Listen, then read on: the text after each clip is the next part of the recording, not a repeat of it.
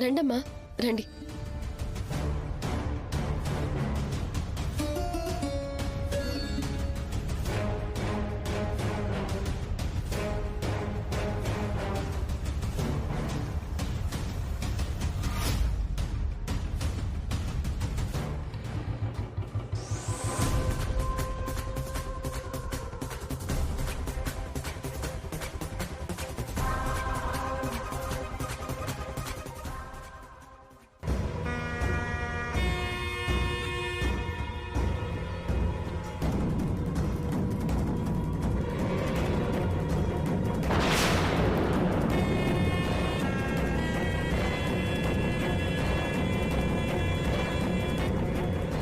అనయ్య అనయ్య అనయ్య రేయ్, ఏంట్రా దర్జాగా లోపలికి వస్తున్నావు? చేసిన పనికి సిగ్గు లేకుండా దాక్కున్నావు ఇన్ని రోజులు. పండగ ఇంటికి వస్తున్నావా? చెప్పరా, ఎందుకు వచ్చావు ఇంటికి? ఇంటి పరువు తీసి ఇంట్లో వాళ్ళని రోడ్డుకి ఇచ్చి మళ్ళీ ఏం చేద్దామని వచ్చావు చెప్పో. అనయ్య, ఎవ్వడ్రా నీకు అన్నయ్య? నువ్వు నా మాట కాదని ఎప్పుడైతే వెళ్ళిపోయావో అప్పుడే ఈ ఇంటితో ఈ ఇంట్లో వాళ్లతో బంధాలు తెగిపోయాయి అని చెప్పా కదా. మళ్ళీ ఏ మొహం పెట్టుకొని వచ్చావు? పోరా ఇక్కడి నుంచి. అది కాదన్నయ్య, నానమ్మ ఫోన్ చేసి మీరందరూ నా కోసం బాధపడుతున్నారని చెప్పింది. ఓహో, నీకు అలా అర్థమైందా? మేం బాధపడుతుంది నీకోసం కాదురా, నువ్వు చేసిన ఘనకార్యం వల్ల. నన్ను వెంటనే రమ్మంది. అసలు విషయం ఆవిడికి తెలియక రమ్మని ఉంటుంది. నువ్వు ఒక ఇంటివాడు అయ్యావని తెలియక రమ్మని ఉంటుంది. నువ్వు చేసిన ద్రోహం గురించి తెలియక రమ్మని ఉంటుంది.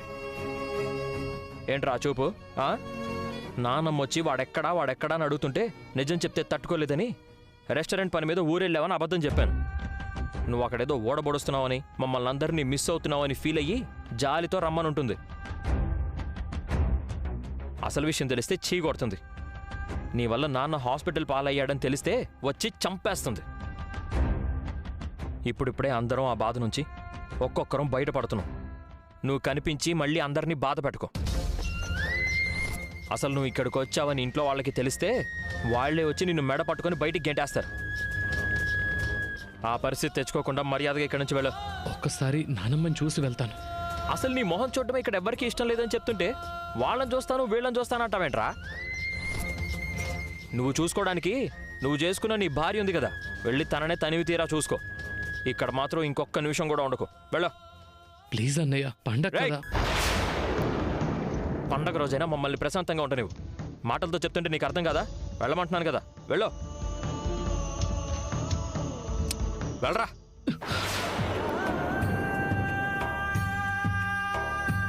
రే వెళ్ళరా.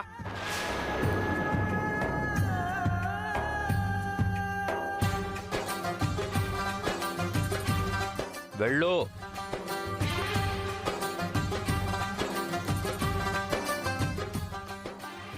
బాలు,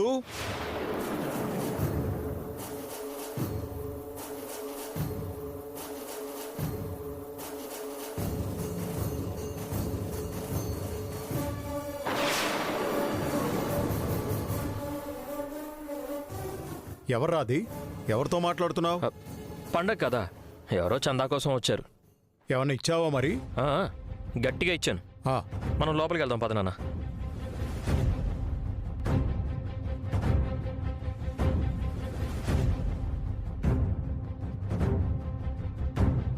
రండమ్మా. చింటూ, ఆకలేస్తుందా? ఏమైనా తింటావా? ఏంట్రా అలా మాట్లాడకుండా చూస్తున్నావు? ఏంట్రా ఏమైంది? నాతో మాట్లాడవా? ఏమైంది? ఎవరైనా నాతో మాట్లాడద్దు అన్నారా? లేదంటే ఈ అత్త మీద అలిగావా? అదేం లేదమ్మా, ఇందాక నన్ను అలా చూసి కాస్త కంగారు పడినట్టున్నాడు. సరే, నేను వీడికి తినడానికి ఏమైనా తీసుకుని వస్తాను. ఇప్పుడేం వద్దులేమ్మా, మేం వెళ్తాము. ఎక్కడికి వెళ్తారు? మావయ్య చెప్పారు కదా, ఇప్పుడు మీరు వెళ్తే ఫీల్ అవుతారు. ఉండండి, నేను ఇప్పుడే వస్తాను.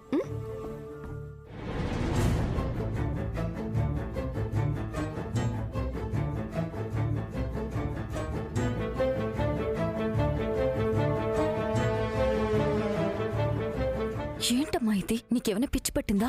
నన్ను నిజంగానే పట్టించేద్దాం అనుకుంటున్నావా? ఎందుకొచ్చావు అసలు? అది కాదమ్మా. ఏది కాదు? మీనా బాలుని కలవద్దు, అసలు ఈ ఇంటి వైపే చూడొద్దు అంటే డైరెక్ట్గా చుట్టాలింటికొచ్చినట్టు చెప్పా పెట్టకుండా వచ్చేసావు.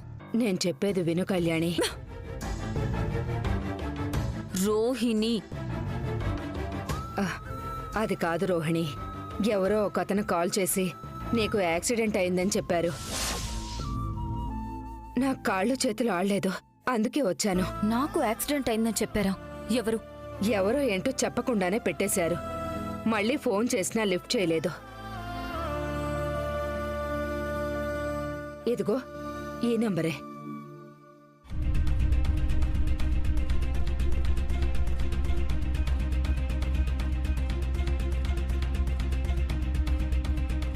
ఇది దినేష్ నంబర్.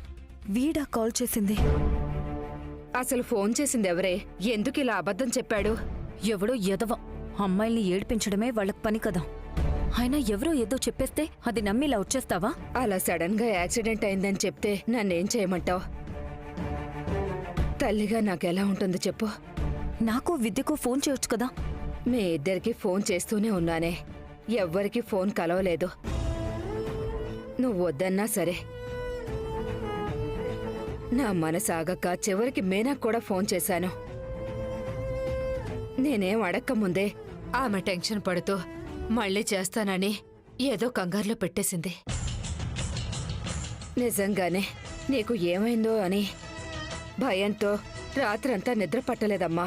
అంత మాత్రాన ఇలా వచ్చేస్తావా? ఫోన్స్ ఒక్కోసారి కలవకపోవచ్చు, బిజీగా ఉండుండొచ్చు. పనిచేసే వరకు ఆగలేవా? ఏంటే ఇంత చెప్తున్నా అర్థం చేసుకోవా? తిరిగి నేనుండో విద్య నుండో ఫోన్ వస్తుందేమోనని పొద్దున్న వరకు ఎదురు చూస్తూనే ఉన్నాను. ఏ ఫోను రాలేదు. ఇక ఆగలేక వచ్చేశాను. అమ్మని కదే, అంతకంటే ఓపిక పట్టలేకపోయాను. చూడమ్మా, ఇప్పటికే నేను 100 టెన్షన్స్తో చేస్తున్నాను. మళ్ళీ నువ్విలా వచ్చి కొత్త టెన్షన్స్ పెట్టకు. ఈసారి ఇలాంటిదేదైనా తెలిసినా రావద్దు. ఏంటి అలా అంటావు? నిజంగా నీకేదైనా అయితే? అయితే పోతాను, అంతే కదా. నువ్వు మాత్రం మళ్ళీ ఇంటికి రాకు. కూతురు చావు బతుకుల్లో ఉందని తెలిసినా రాలేని బతుకు ఎందుకే నాకు? ఎన్నాళ్లే ఇలా? ఇప్పుడు నువ్వు ఫీల్ అయ్యి సీన్ చేయకు. నేను మళ్ళీ కలిసినప్పుడు మాట్లాడతాను. ముందు నువ్వు చింటూని తీసుకుని వెళ్ళు.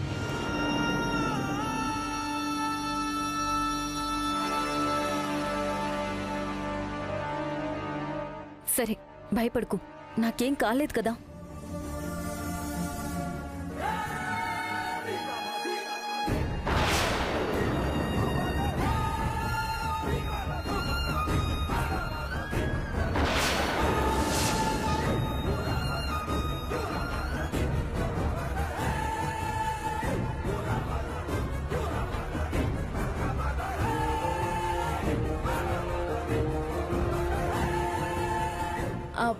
మీరేం ఫీల్ అవ్వకండి, నేను అర్థం చేసుకోగలను. రామీనా?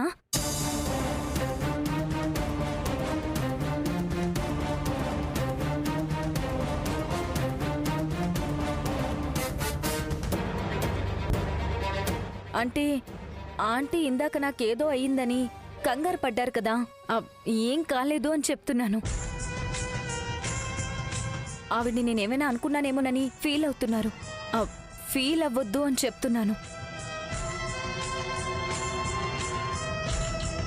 పర్లేదాంటీ, నేనేం అనుకోలేదు. అలా చూస్తే ఎవరైనా నాకేమైనా అయిందనే అనుకుంటారు. సరేనమ్మా, సరే. ఏంటి, చింటూ కోసం తీసుకొచ్చావా? ఇదిగో చింటూ, తీసుకో. తీసుకో చింటూ. మీ మీనా అత్తిస్తేనే తింటావా? ఈ అత్తిస్తే తినవా? తీసుకో.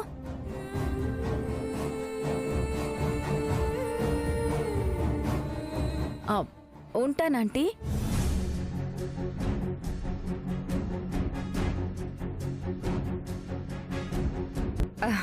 పాపం నేను టెన్షన్ పడ్డానని తను ఫీల్ అయినట్టుందమ్మా. అది ఆమె చెప్పింది కదా. అవునవును. చింటూ తినరా. ఎందుకలా డల్ అయిపోయావు? కూర్చో. రోహిణి మీకు ముందే తెలుసు కదమ్మా.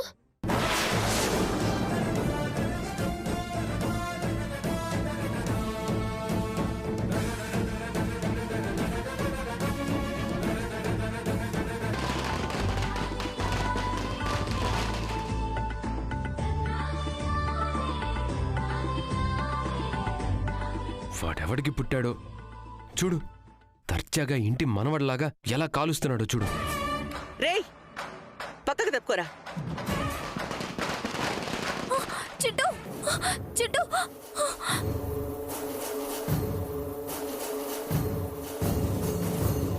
పార్లర్ అమ్మా, నువ్వెందుకు అంత కంగారుగా పరిగెత్తావు?